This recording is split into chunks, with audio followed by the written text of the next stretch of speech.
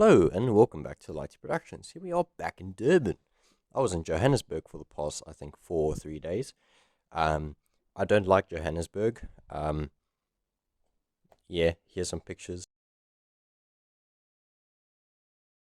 Very exciting. I don't like flying. But the purpose of the video is about steam engines and not vehicles that fly at high velocities. So, what did I buy? I bought a Mamod TE1A. Yes, that's right. I finally can say I have a Mamod, and I'm very proud of it.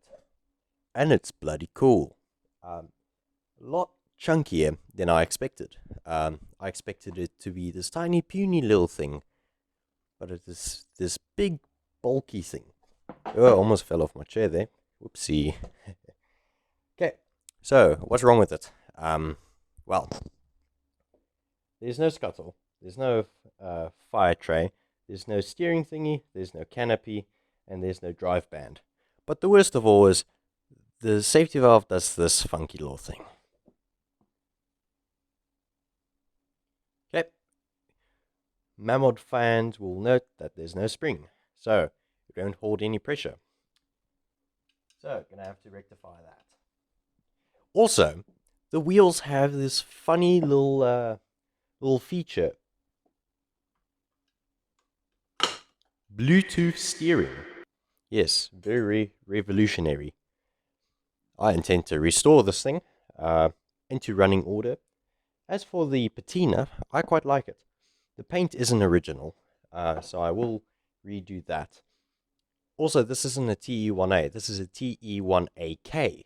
This is part of the kit version. It used to have a wagon with it, but sometime, I assume during the 90s, and when I got it, the wagon flippin' got lost. Anyway, let's get to dismantling.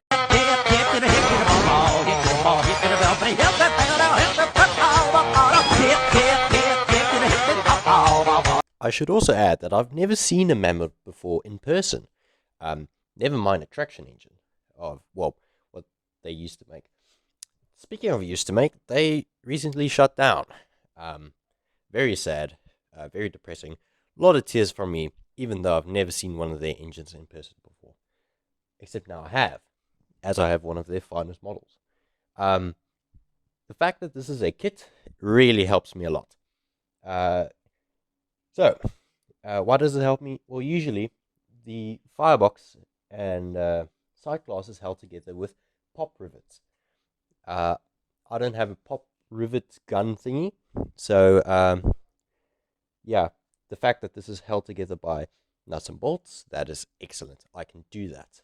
Very good. As for parts and stuff, everything looks in good working order.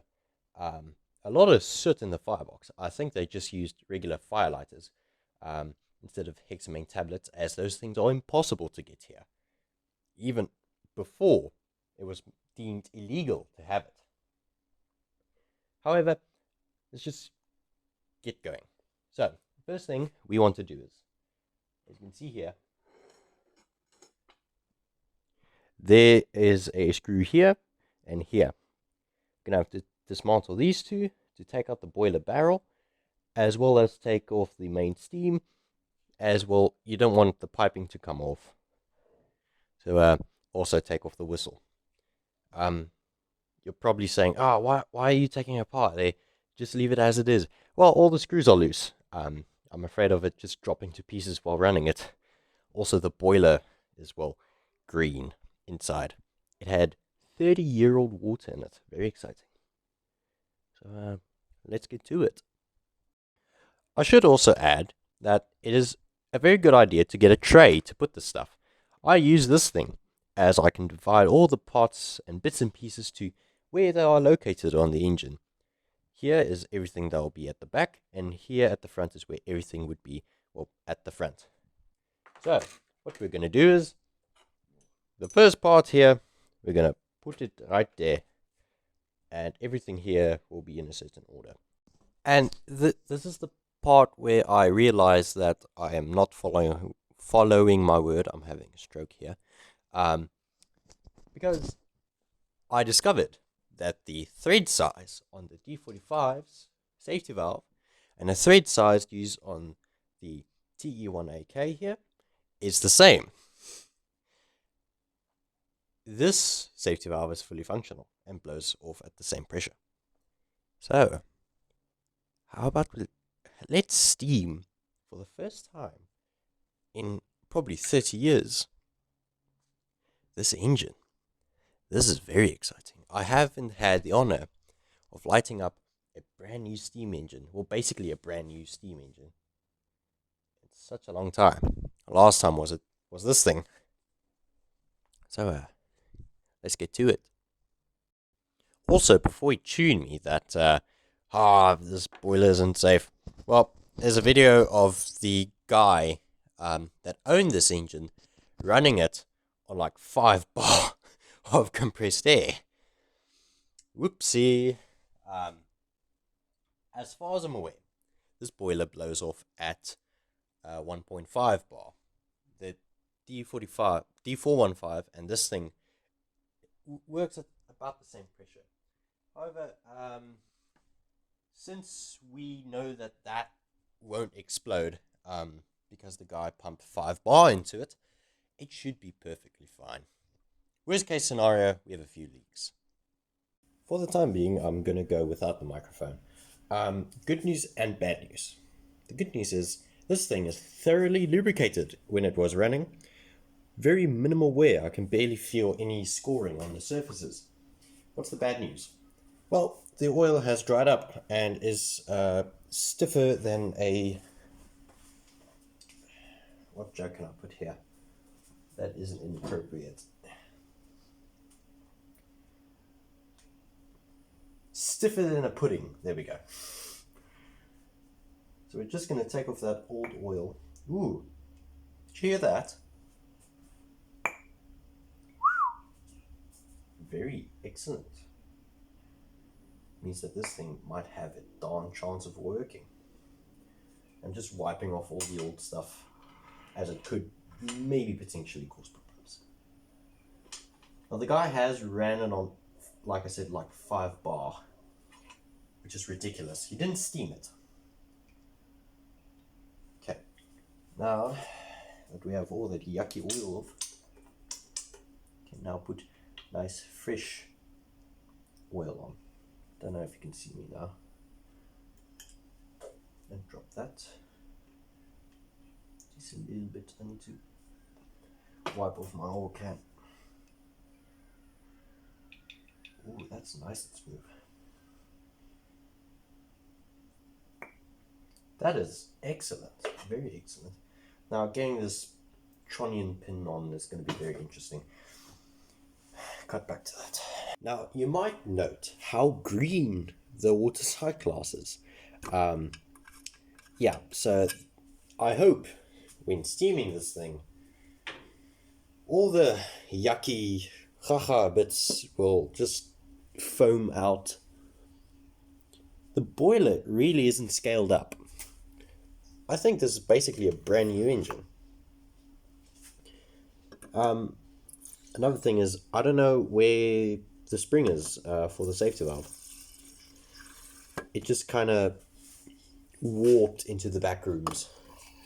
Unless it failed, well, unless the spring failed inside the boiler and the spring is inside. And this water side glass is absolutely magnificent looking. It looks like a proper steam engine from the 1950s. Actually, just to help clear out the haha bits and to make sure that this thing is well lubricated, I am going to put a little dollop of oil into the boiler. Just about that much. Okay. As there's no displacement lubricator on this thing. And I don't intend to add one, as I want to keep this thing as original as possible. I'm going to steal the burner from the 45 here and see if it'll, do the trick. Oh yeah, that'll absolutely work. Okay, Time to add fuel. Do I have methylated spirits? That's the next question. Yes, I do. Okay. It's very exciting indeed. I don't want an absolutely raging fire. Oops, don't spill the methylated spirits. Very bad idea, that. Can you tell that I'm very excited? I've never seen a Mamod before. Okay. Spirit is in the burner. Now we need a lighting device. Lighting device acquired.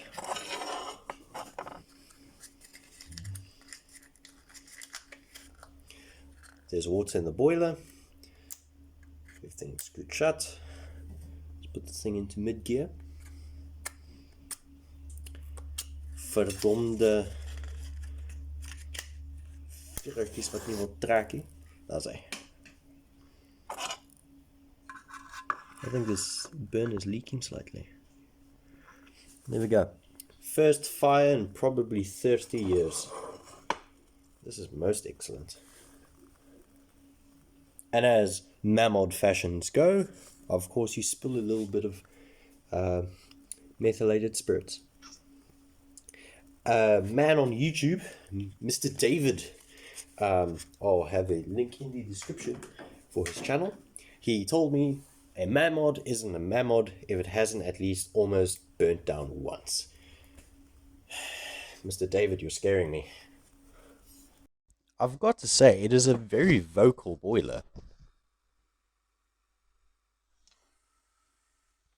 That is most exciting. Sounds like an early morning kitchen. Getting some pressure. Very yummy. We're getting some form of life. Time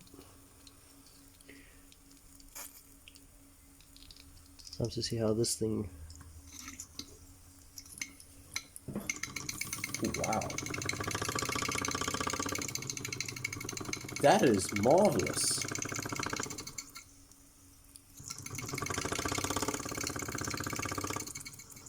That is fantastic. It has a bit of a wobble. You can fix that. Use it. Oh, if you can see my face right now. Let's put it into reverse.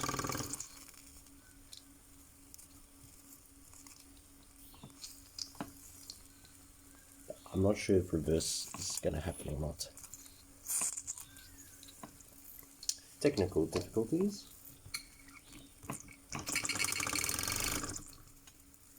That is absolutely marvelous. Yeah, reverse is a bit finicky,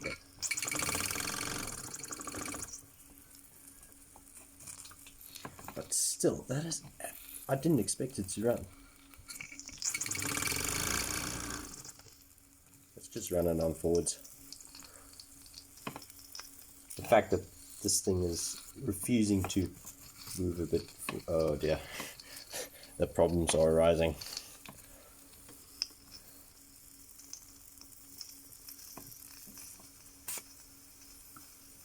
It appears we have too much pressure, I think.